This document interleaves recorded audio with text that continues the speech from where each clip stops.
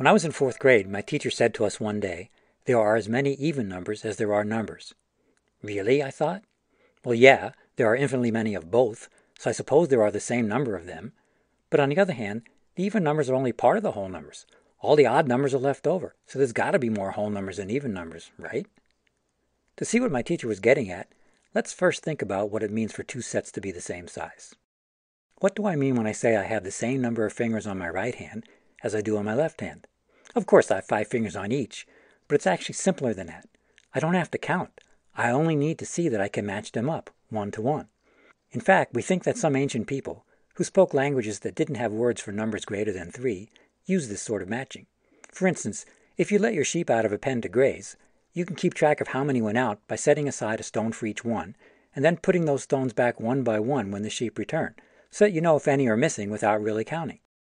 As another example of matching being more fundamental than counting, if I'm speaking to a packed auditorium where every seat is taken and no one is standing, I know that there are the same number of chairs as people in the audience, even though I don't know how many there are of either.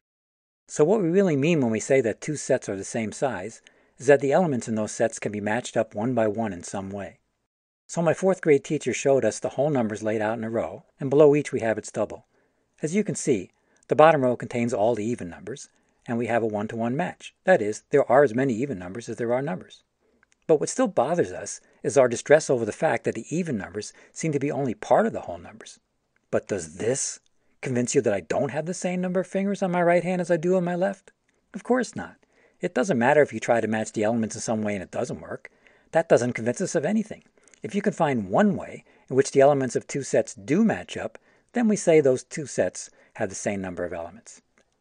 Can you make a list of all the fractions? This might be hard. There are a lot of fractions, and it's not obvious what to put first, or how to be sure all of them are on the list. Nevertheless, there is a very clever way that we can make a list of all the fractions. This was first done by Georg Cantor in the late 1800s. First, we put all the fractions into a grid. They're all there. For instance, you can find, say, 117 over 243 in the 117th row and 243rd column. Now we make a list out of this by starting at the upper left and sweeping back and forth diagonally, skipping over any fraction, like 2 over 2, that represents the same number as one we've already picked. And so we get a list of all the fractions, which means we've created a 1-to-1 match between the whole numbers and the fractions, despite the fact that we thought maybe there ought to be more fractions. Okay, here's where it gets really interesting. You may know that not all real numbers, that is, not all the numbers on a number line, are fractions. The square root of 2 in pi, for instance. Any number like this is called irrational, not because it's crazy or anything, but because the fractions are ratios of whole numbers and so are called rationals, meaning the rest are non-rational, that is, irrational. Irrationals are represented by infinite non-repeating decimals. So, can we make a 1-to-1 match between the whole numbers and a set of all the decimals, both the rationals and the irrationals? That is, can we make a list of all the decimal numbers? Cantor showed that you can't. Not merely that we don't know how, but that it can't be done. Look, suppose you claim you have made a list of all the decimals. I'm going to show you that you didn't succeed by producing a decimal that's not on your list. I'll construct my decimal one place at a time. For the first decimal place of my number, I'll look at the first decimal place of your first number. If it's a 1, I'll make mine a 2. Otherwise, I'll make mine a 1. For the second place of my number, I'll look at the second place of your second number. Again, if yours is a 1, I'll make mine a 2, and otherwise I'll make mine a 1. See how this is going? The decimal I produce can't be on your list. Why? Could it be, say, your 143rd number? No, because the 143rd place of my decimal is different from the 143rd place of your 143rd number. I made it that way. Your list is incomplete. It doesn't contain my decimal number. And no matter what list you give me, I can do the same thing and produce a decimal that's not on that list. So we're faced with this astounding conclusion. The decimal numbers cannot be put on a list.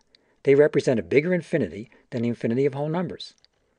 So even though we're familiar with only a few irrationals, like square root of 2 and pi, the infinity of irrationals is actually greater than the infinity of fractions.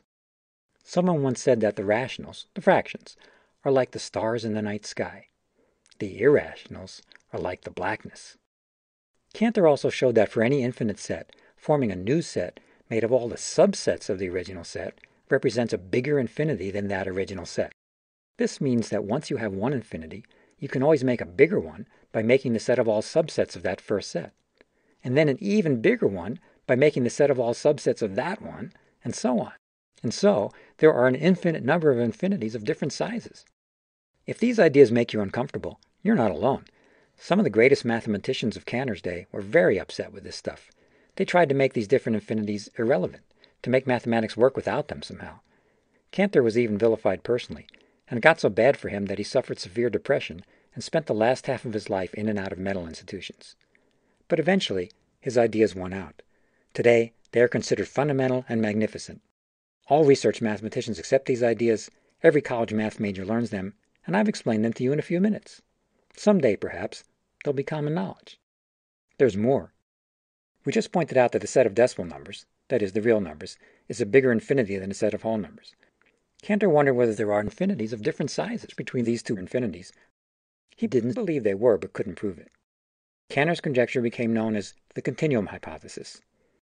In 1900, the great mathematician David Hilbert listed the continuum hypothesis as the most important unsolved problem in mathematics. The 20th century saw a resolution of this problem, but in a completely unexpected, paradigm-shattering way. In the 1920s, Kurt Gödel showed that you could never prove that the continuum hypothesis is false. Then in the 1960s, Paul J. Kohn showed that you can never prove that the continuum hypothesis is true. Taken together, these results mean that there are unanswerable questions in mathematics, a very stunning conclusion. Mathematics is rightly considered the pinnacle of human reasoning, but we now know that even mathematics has its limitations. Still, mathematics has some truly amazing things for us to think about.